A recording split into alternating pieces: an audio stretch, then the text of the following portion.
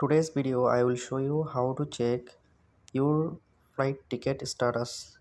In this way very easy, so follow me step by step, don't skip video.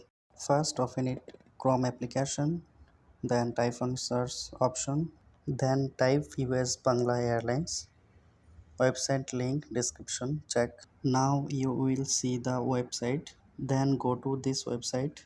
Now here you will see menu option, you will go to the manage booking option. Then you will see two option here, reservation number and ticket number option. Then you can go ticket number option. Now you will open your ticket from your mobile. After opening it, you will copy the ticket number and the part of your last name that is given here. After completing the task in this way, click on the search option. Wait a few seconds and then your ticket will show. In this way, you can check easily your ticket. If you find this video helpful, must be subscribe and press the bell icon and share your friend.